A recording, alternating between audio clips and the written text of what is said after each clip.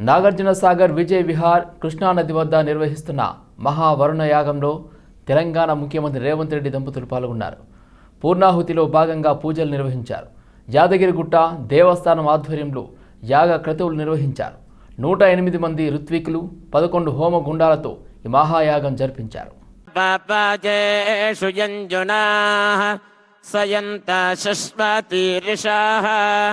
నకీరస్య సహంద్యవర్యేత కయస్యచిత్ వాజో విషావహై.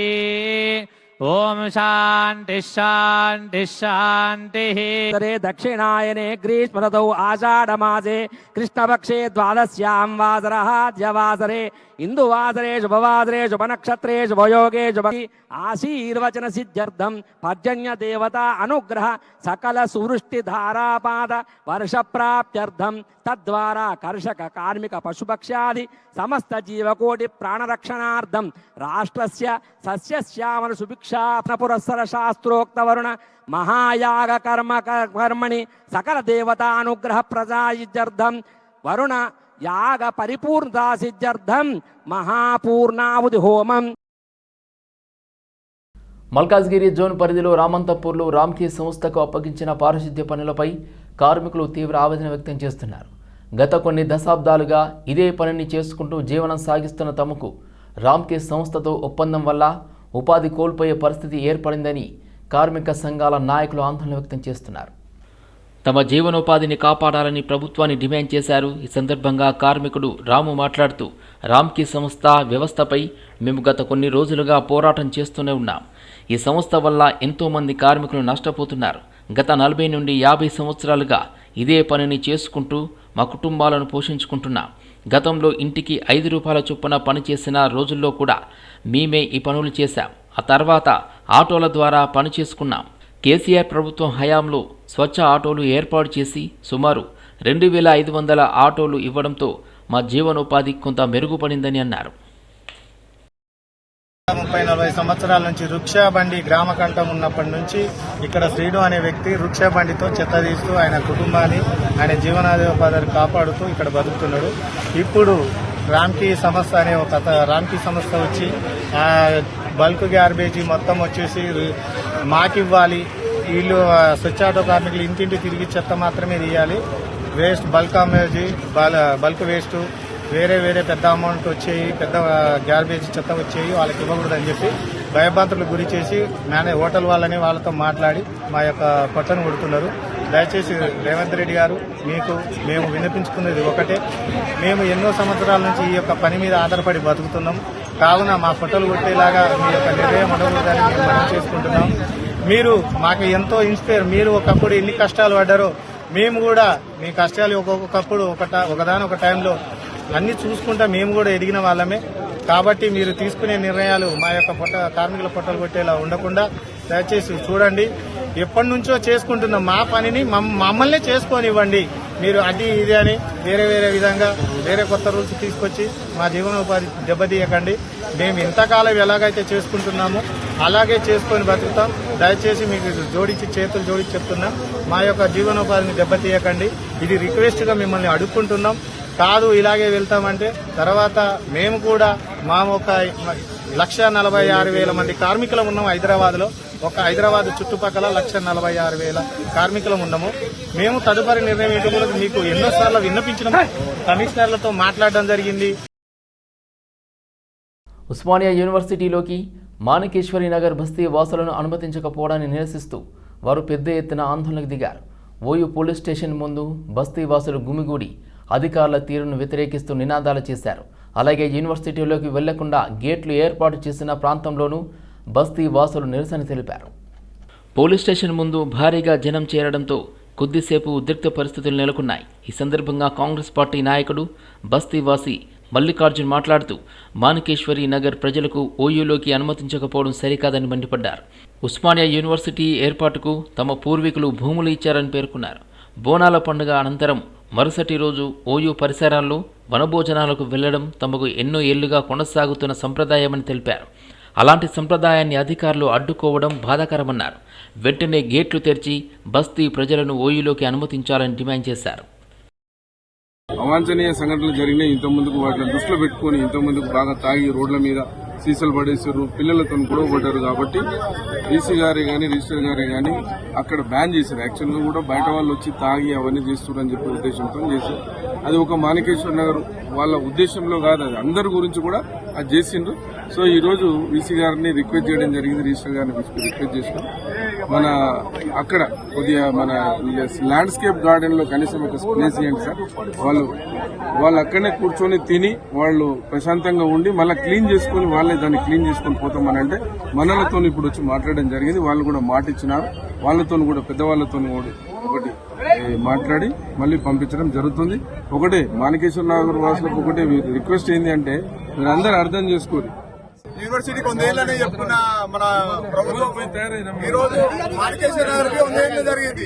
ఈ వనభోజనాల కోసం మన ఏసీ గారు, ఇన్స్పెక్టర్ గారు మాకు చాలా సహకరించారు. ఈ రిజిస్టర్ తో మాట్లాడాడు, బీసీ గారితో మాట్లాడి మాణికేశ్వర నగర్ బయట వాళ్ళు కాదు సార్, వీళ్ళు చాలా చోట్ల ఇక్కడ వర్కులు చేసి ఇక్కడ ఉండి చాలా గొప్పగా పనిచేసే వాళ్ళ సపోర్ట్ చేయాలని ఇన్స్పెక్టర్ గారు కోరారు. అదేవిధంగా ఏసీ గారు కోరారు. ఈ వనభోజనాలకు పర్మిషన్ ఇచ్చిన ఏసీ గారికి మరియు ఇన్స్పెక్టర్ గారికి ధన్యవాదాలు తెలుపుతున్నాం. మేము 100% చెప్తున్నాం, మాణికేశ్వర నగర్ వాసులు మొత్తం ఎంత చెత్త చేసినా సొంతంగా ఉండి శ్రమదానం లెక్క ప్రతి కవర్ ఇచ్చి క్లీన్ గా పెట్టి మాకు ఉస్మానియా యూనివర్సిటీ అంటే చాలా ప్రేమ. ఎందుకంటే మేము చాలా కష్టపడడం మీకు మేడ్చల్ మల్కాజ్గిరి జిల్లా జవహర్ నగర్ పోలీస్ స్టేషన్ పరిధిలో దమ్మాయిగూడ శ్రీ చైతన్య హై స్కూల్లో 10వ తరగతి విద్యార్థిపై తోటి విద్యార్థులు దారుణంగా దాడి చేసిన ఘటన ఆలస్యంగా వెలుగులోకి వచ్చింది. ర్యాగింగ్ పేరుతో 12 మంది విద్యార్థులు కర్రలు, ప్లేట్లతో కొట్టి బూట్లతో మొహంపై తొక్కినట్లు బాధిత విద్యార్థి తల్లిదండ్రులు ఆరోపిస్తున్నారు. కామారెడ్డికి చెందిన అభిషేక్ దమ్మాయిగూడలోని శ్రీ చైతన్య హై స్కూల్లో 10వ తరగతి చదువుతున్నాడు. రాత్రి సమయంలో హాస్టల్లో ఉన్న అభిషేక్పై తోటి విద్యార్థులు దాడి చేసినట్టు తెలుస్తుంది. కర్రలు, ప్లేట్లతో కొట్టడంతో పాటు బూట్లతో ముఖంపై తొక్కి తీవ్రంగా గాయపరిచినట్లు తల్లిదండ్రులు ఆరోపిస్తున్నారు. తీవ్ర గాయాలతో ఉన్న తమ కుమారుడు మెట్లపై నుండి కింద పడిపోయాడంటూ స్కూల్ యాజమాన్యం ఫోన్ చేసి సమాధానం ఇచ్చిందని వారు తెలిపారు. సమాచారం అందుకున్న వెంటనే పాఠశాలకు వెళ్లి కుమారుడిని ఇంటికి తీసుకొచ్చామని తల్లిదండ్రులు చెప్పారు. ప్రస్తుతం అభిషేక్ పరిస్థితి విషమంగా ఉండటంతో ఆసుపత్రిలో చికిత్స పొందుతున్నట్లు తెలిపారు. తనపై ర్యాగింగ్ పేరుతో సీనియర్ విద్యార్థులు దాడి చేశారని అభిషేక్ చెప్పడంతో తల్లిదండ్రులు జవహర్ నగర్ పోలీసులకు ఫిర్యాదు చేశారు.